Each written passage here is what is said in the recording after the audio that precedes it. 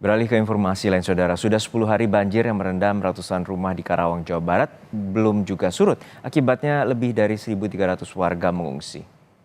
Banjir akibat luapan Sungai Citarum dan Cibeet di Desa Karangligar, Kecamatan Teluk Jambe Barat, dan Desa Sukamakmur, Teluk Jambe Timur menyebabkan rumah warga rusak. Sebanyak 1.336 warga harus mengungsi. Pasalnya banjir yang terjadi sejak tanggal 1 Januari lalu hingga hari ini belum juga surut. Tidak hanya merendam permukiman, banjir juga merendam ratusan hektar sawah yang merupakan lahan mata pencaharian mayoritas warga. Banjir diduga lama surut karena intensitas curah hujan yang cukup tinggi di daerah hulu Sungai Citarum dan Cibeet yang berdampak langsung terhadap banjir di Karangligar. Inilah visual pantauan udara yang memperlihatkan banjir di Desa Karangligar, Teluk Jambe Barat. Berdasarkan data BPBD Karawang hingga Rabu pagi, lebih dari 300 rumah masih terendam banjir dengan total warga terdampak banjir sebanyak 1.201 jiwa. Sebagian warga mengungsi ke tempat pengungsian yang telah disediakan pemerintah desa. Ada pula yang memilih mengungsi ke rumah kerabat. Selama di pengungsian, kebutuhan makan dan minum warga dibantu Pemda Karawang melalui Dinsos. Sementara BPBD mendirikan dapur umum dan posko kesehatan dengan bantuan TNI Polri.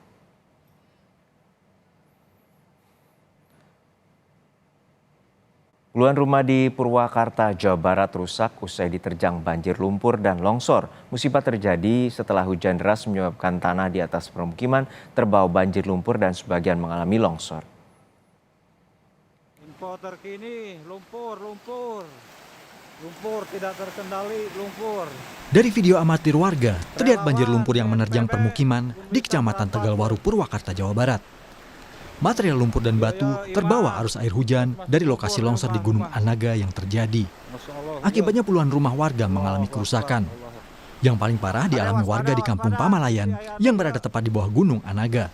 Menurut warga, musibah banjir lumpur terjadi usai kampung mereka dilanda hujan deras Senin lalu. Air hujan membawa material lumpur dan batu yang menyebabkan tumpukan material lumpur tebal menimbun jalan dan rumah warga. Ya, pada hancur semua. Udah pada penuh sama lumpur. Udah pada lumpur. Ya. Ini warga pada sementara ngungsi atau gimana? Kebagian ngungsi, sebagian di pos. Di posko. Di posko. Ya. Air yang deras itu turun dari atas. Pada batu-batu. Ya sempat panik. Iya.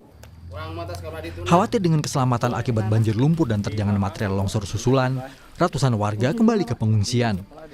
Pihak BPBD mengarahkan warga ke titik pengungsian di bangunan sekolah maupun ke rumah sanak saudara yang lebih aman. Di tengah kekhawatiran datangnya longsor susulan dan banjir lumpur, warga desa mengevakuasi diri beserta barang berharga milik mereka. Udah yang nempatin. Nggak ada bisa ditempatin lagi. Ya. Udah bahaya Pak ya? Ini Bapak ngungsinya kemana Pak sementara? Di sekolah.